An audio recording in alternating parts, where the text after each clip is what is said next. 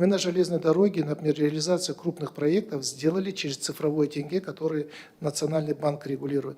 Деньги не могут никуда уйти, кроме как по назначению, и они каждый день видны. По автодороге мы по двум проектам, Павлодаре и Ватра, уже такой пилот начали.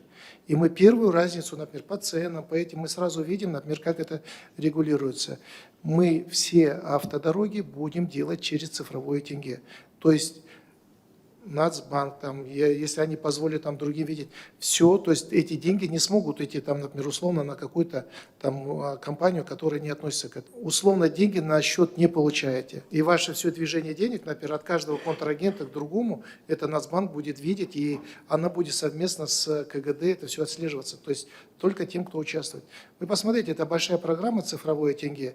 Я думаю, что вот именно чтобы вот этот вопрос решить, и мы пилот запустили, у премьер-министра соответствующее совещание пришло, и он дал поручение, там по дорожной карте, там, по-моему, сроки какие-то стоят, но мы это ставим условием.